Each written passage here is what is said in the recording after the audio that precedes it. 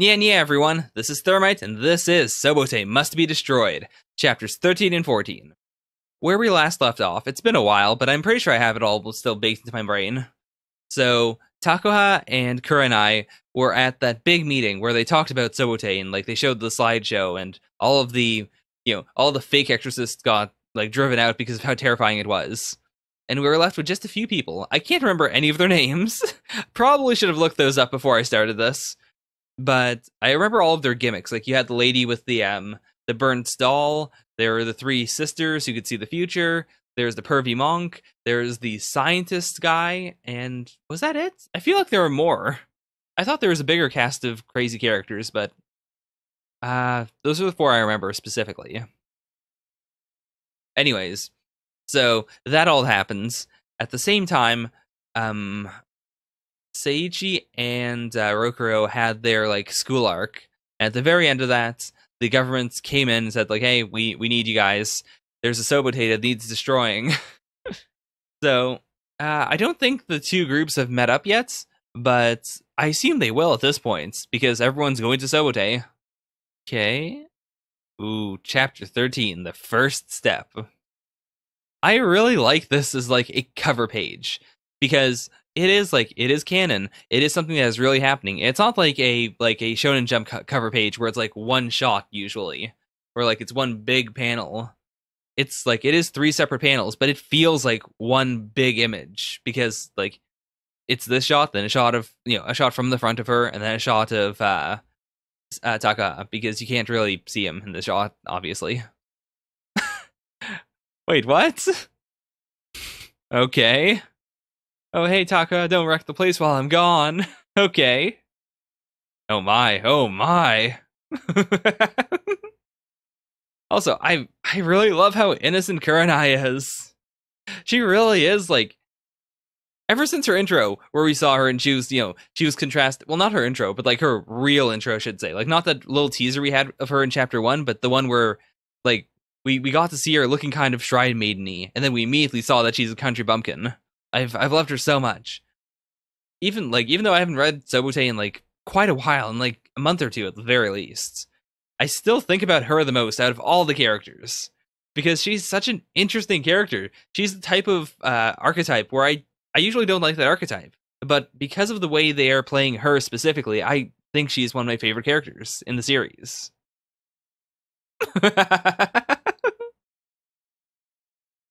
I'll kill myself and then you. Is she going to say hey, sleep here anyways, though? Even if the implication is bad, she knows that he won't do anything bad to her, right? Okay, fair enough. I've slept in the bathtub before. It's not the best, but it's better than you'd expect. In general, I feel like human beings, or not human beings, but people, socialized people, they value softness a lot more than they should when it comes to sleeping. I've had some incredibly good sleeps just on a hard floor. There have been times where I've slept on a waterbed or something, or on a really flat mattress, and I've decided, you know what? I'd rather just sleep on the floor. Or I'd rather sleep in the bathtub, or I'd rather sleep, on the hard sofa. I feel like people don't understand the value of support. You gotta have some support every once in a while.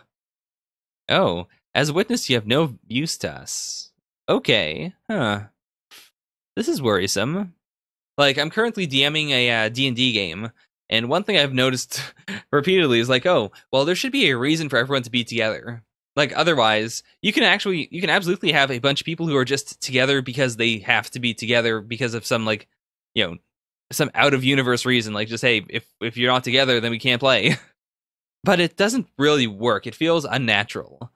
And so I didn't really think about that. But yeah, Taka doesn't really have a reason to be here according to the government. He still has the reason to be there in the case of Seiichi. But even then, Seiichi, he doesn't really know Seiichi is the thing. Honestly, the fact that Rokuro is there is a much bigger draw for him than Seiichi is. But even with those two, I still don't feel like there's enough of a draw. There's enough, I think, that you could spin it and say yeah, that's why he wants to be there. But there's not enough pinning him there. So, I'm wondering if you'll get a more personal draw to Souboutei. I mean, he's got enough of a personal draw. Like, the more I talk about it, the more I realize, like, yeah, he is, like, he's involved enough. Like, he was the neighbor at the very least. Like, that does cause, like, he must be traumatized enough that that's, that speaks for itself. But at the same time, I feel like there needs to be something more, like one extra little hook. Also, I have no idea how long the series is, and I'm not going to spoil myself by figuring out how long it is. Like, I like the idea of reading a series and not knowing how long it is, and just, like, taking every chapter as if it may or may not be the last chapter. But I'm pretty sure it's longer than, like, 2 or 3 volumes, so that inherently means that they can't destroy Souboutei like this, or, she can't purify Souboutei this early on, but that brings up the question of, like, well, why not? It also means that our main characters are definitely in danger of dying. I did write off the entire, like, extra cast, all of those other exorcists under the guise of, oh yeah, they're all going to be real cocky and then they're all going to die to show how powerful Souboutei is, but it is completely possible that one of our main characters could die at some point. And I think the series would be able to play it off very well without it seeming, forced or fake, or without, cutting someone's character arc shorts. Oh, I didn't think about that. I didn't have a good relationship with my dad, right? Because her mom took her away and then immediately said, hey, you have to join this, like, you have to become a shrine maiden, I guess. This doesn't seem like the kind of series that'll have a lot of flashbacks, like, apart from flashbacks to Seiichi's life, perhaps, but I really do want to dig in a bit deeper to Rokuro and Kurenai's life. Because there's a lot of fertile ground there. And especially because she's bringing it up there. I want to understand her living situation. I really do. Oh, you would lose. Okay. But even that, I don't think he was saying, like, oh, I don't trust you, sis. Or, like, I don't believe that you would do everything in your power to help me. I'm pretty sure when he said that, he meant exactly what he meant. He didn't mean, like, no, you would lose because you're weak. He meant you would lose because Souboutei is strong. Ah. Oh, okay. Like, I was thinking about that, but I didn't really think about this extra layer that Taka was able to so easily pull out of it. Like, yeah, I could tell how much he loves you. It's in what he didn't say. It's dangerous, so I don't want you to go. That's what he meant. He meant you would fail, as in, like, you would fail, therefore don't do it. Not, you would fail, haha, I don't think you can do it. Also, it keeps blowing my mind that, like, even after watching the slideshow, they still don't have any, like, real experience of Souboutei.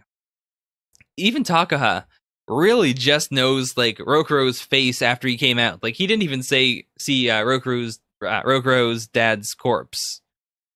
And in the same way, like, Kurenai knows even less, really. So I definitely feel like this first venture in has to be really, really horrible. It has to set the stakes for both of them. They have, like, the secondhand understanding of why Souboutei is scary. They need a firsthand experience. They need to, like, they need true fear established into their bodies. Oof, okay. One thing I never really like in manga, and, like, it's not that big of a deal, but I hate it whenever they paste, like, plaid, or whenever they paste, like, a tartan over,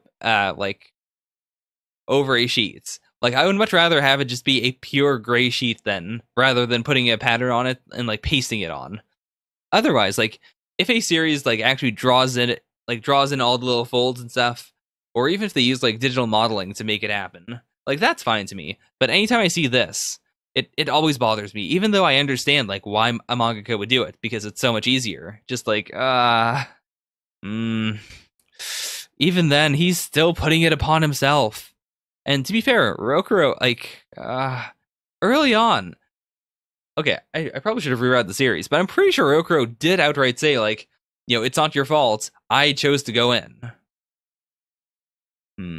But I mean, even then, he's a kid, Taka is an adult, of course he would still put that upon himself. Like, yeah, it's because of what I said. Alright, we're doing this. Let's see how this works. I'm very excited to see how it will fail. As soon as you get close, it bludgeons you right in the face. I didn't really think about this, but all the people we've seen interact with Souboutei have been, like, non-trained people. Like, they've been lay people who have been traumatized. We've never seen a person with spiritual power go in. So I imagine whatever is going to happen is going to be a bit different for her. Like, she might have a clearer vision of how it works. Or she might, like, be hit in a different way than everyone else. Ah, that sound effect looks so good. There's no way none of them stand a chance. Military power, psychic power, science, none of them will make a dent in this place. It feels like I'm walking in completely naked. Ah. Huh. Okay, he's going right in with her.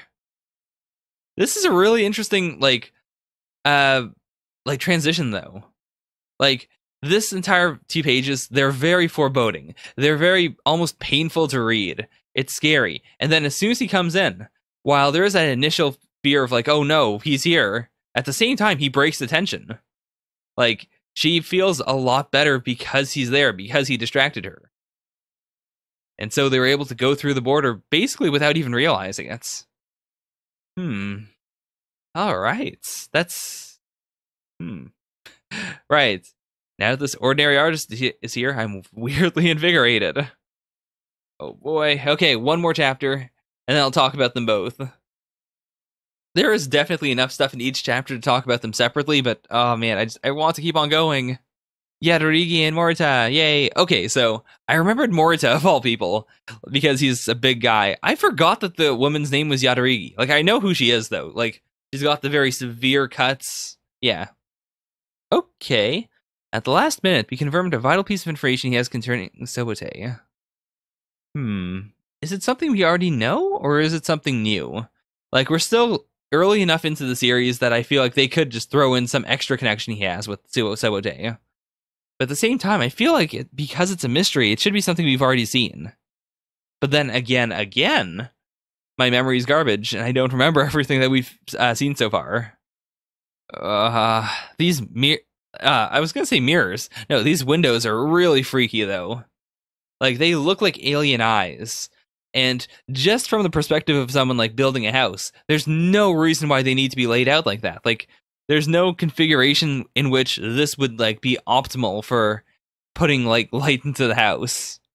It's, like, it's wrong. It's so inherently wrong.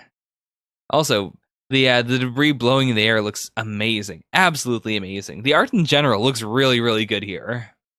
All right, Professor Augusto's paranormal research team cleared for entry. All right, this seems like a pretty well-baked theory. Like, one thing I really do appreciate about the series, and I feel like I say this every single reaction, is I love how realistic it feels in terms of, like, the military and the government trying to take down a haunted house. Like, they're going into it with very clear-cut logic, with the kinds of arguments that you would see from a person trying to talk about how a haunted house is super dumb. Like even starting off the series with, oh, why don't you just nuke it? Like, that's something that comes up a lot in takedowns, quote unquote, of horror series. Of, oh, well, if this place is so terrifying, why don't you just blow it up from orbits? And they show that doesn't work. In this case, I could definitely see someone, like, on a forum talking about how it's dumb that they don't try to just, go into Souboutei with explosives to blow it up from the inside. Well, now they're showing that exact thing. Maybe it'll work, maybe it won't. Almost certainly it won't. Which is, I really do appreciate that. Ooh, okay. That's why you should remain constant contacts. Okay. So I could see that being a new way for the house to defend itself. Like, not necessarily just eating the bombs or eating the blasts, but rather, it could trick the various soldiers into shooting each other without realizing that they're, shooting each other. And that'd be really terrifying in a different way. I mean, it could just go brute force, mutate everyone, do terrifying things to people, show them horrifying sights. But I think it would be really interesting if they all had to kill each other. Alright, she's going in. A whole bunch of freaky pillars. One thing I love about the shots, and I don't know if this is the cleaning or not, I assume it's not, because Helvetica is really, really good when it comes to cleaning. But, so I assume this is intentional, that despite being very detailed, at the same time, you can't really tell what's going on. I think that's a very hard line to walk in basically any type of arts. And so I really do appreciate it when it's a shot like this, where it's like, oh man, it looks like either rope or perhaps roots. It looks more like roots, honestly. And you have like these eyes here. But at the same time, despite all that detail, you still can't make out what it is. I think some of the most terrifying things I've ever seen in the dark have been things like that. Like, if it's just a formless shadow, that's freaky in its own right, but it's not that freaky.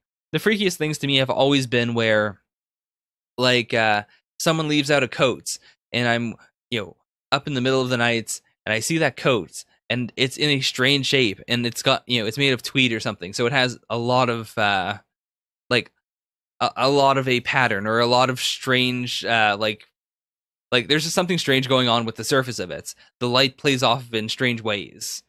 That, I think, is terrifying. And in general, I feel like Soboutei's art style is very good with that kind of thing. Like, in basically every shot we've had of the darkness, or of a dark area, we've had very detailed things in there. And that, like, contrast of high detail with pitch black is extremely effective.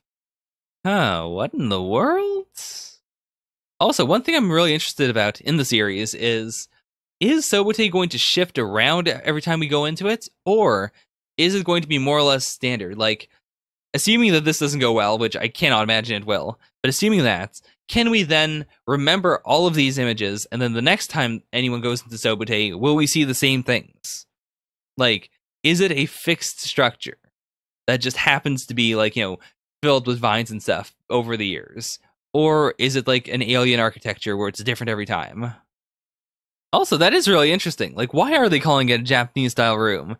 Is it just because they're in the military and, like, they're trying to be as specific as possible? Because they are in Japan, and it is basically just a room. Like, there aren't any other rooms they've seen so far that would cause them to have to say it's a Japanese-style room. Wait, what? We saw this man as a debriefing. Sakamaki Dado. Okay, so... okay. I don't think we got all of this information before, but... So this is the man who made Souboutei. Or rather, his image at the very least. Okay, so I guess we're getting it now, while he's surrounded by all these important people. Okay. It was called Curious Art, My Abode by Sakamaki, and I read it. Oh. Okay, that's really cool. Okay. And he didn't know about it. Oh, that's really cool in its own right, because you could look at it as, oh, it's a coincidence. How crazy is it that our main character saw this? But I think it's the opposite. I think he is our main character because he saw this. Like, I think the reason that he was able to rent that room in the first place was because he read this book. Like, Souboutei on some level has called him forward because he has that connection already. Burned up in my apartment. But that's a good thing. I mean, it's a good thing narratively, because it means that he is now the one person who has all the knowledge of that book. Like, they can't just take the book with them. They can't make him obsolete anymore. I love this little blush she has. Like, she's really upset that he's going to be in danger because of reading that book. And I bought it because I like the pictures. I mean, he said before that, yeah, a fixation with mortality. It's a place, like, it's a studio of dying art. And yet he liked the pictures in it. That's really interesting in its own right. Like, it hints at something weird with his art. Because we have seen his art before, and he's a strange boy. Like, apart from that cute little cat he drew, everything else has been kind of off. And I'm really interested to see how that's going to play into the series. Like, they focused so much on him being an artist that I don't think it's going to happen, like, right away, but I imagine we will have, like, an arc or something that revolves around the fact that he is an artist. In any case, these have been 2 great chapters of Souboutei. I really like the pace of it so far, that we're treating this first entrance into Souboutei as being, like, a real big deal. And right now, it does feel positive. Even though, in my heart of hearts, I cannot believe that this will go well. At the same time, I want to believe so. Like, I want to think that it will work out. And I think that's something that's very hard to do in any series, let alone a horror series. Like, let alone the one type of series where you are guaranteed to know that, oh yeah, horrible things are going to happen. People are definitely going to die. I think that's really special. Alright, so I guess I've talked long enough about it. I can't really say anything else that I haven't already said, so that's it for now. Thank you guys so much. Catch you on the next Souboutei. Bye for now. Nya nya.